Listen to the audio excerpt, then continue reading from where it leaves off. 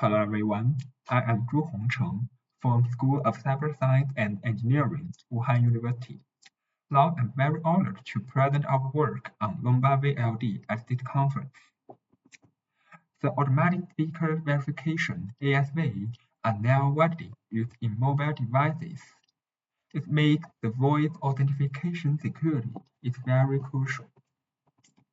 However, the ASV systems are vulnerable to spoofing attacks, which typically involve playing pre-recorded or synthesized speech through a loudspeaker to deceive the ASV system. To counter these threats, voice lag detection (VLD) has been developed to protect ASV systems by determining whether the speech comes from a live speaker or a loudspeaker. The existing VLD methods include sensor-based, active, and passive approaches. The sensor-based methods have high deployment and application costs, require users to maintain a fixed posture and distance, and lack robustness against environmental interference. The active methods also have limitations, such as requiring users to maintain a fixed posture or distance. For example, the device speaker needs to be positioned facing the live speaker chest.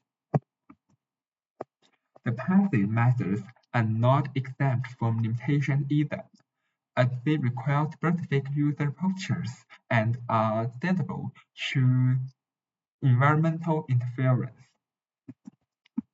In summary, existing methods suffer from multiple limitations, and they have been summarized in this table.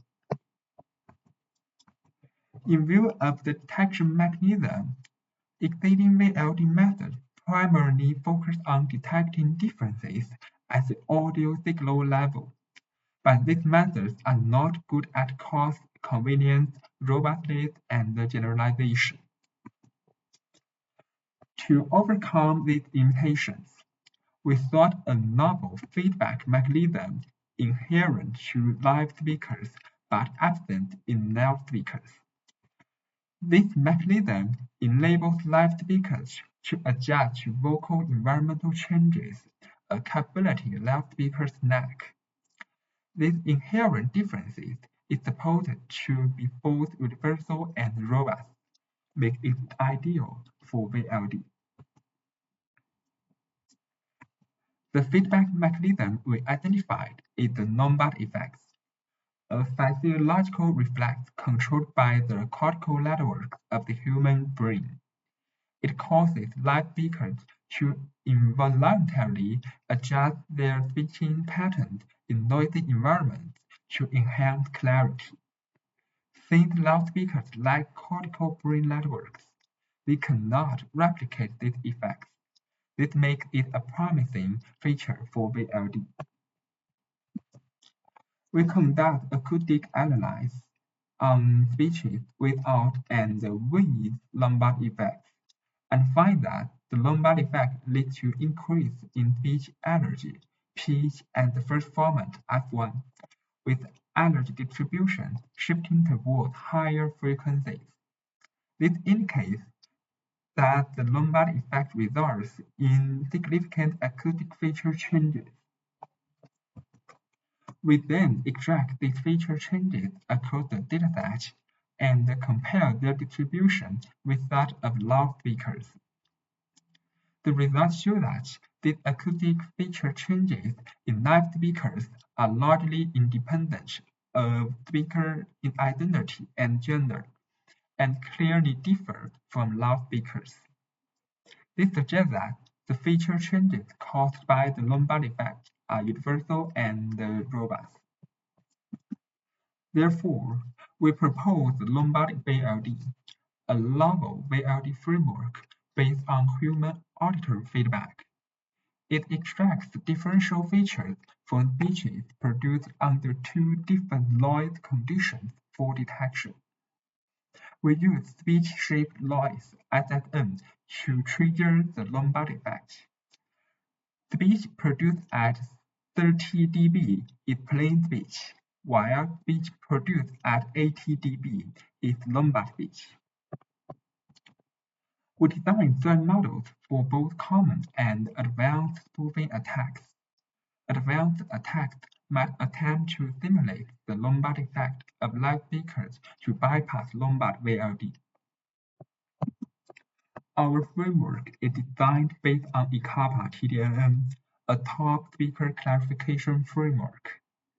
We contribute a differential enhancement module to extract differential features included by the Lombard effect. To computing the differential features, we take the plain speech features as the reference to calculate the band level differences features between the plain and the Lombard features. These features cover both temporal and frequency domains and capture dynamic changes. We evaluate LombardVLD on two datasets. DBMLC is an open source dataset, but it doesn't account for environmental interference factors.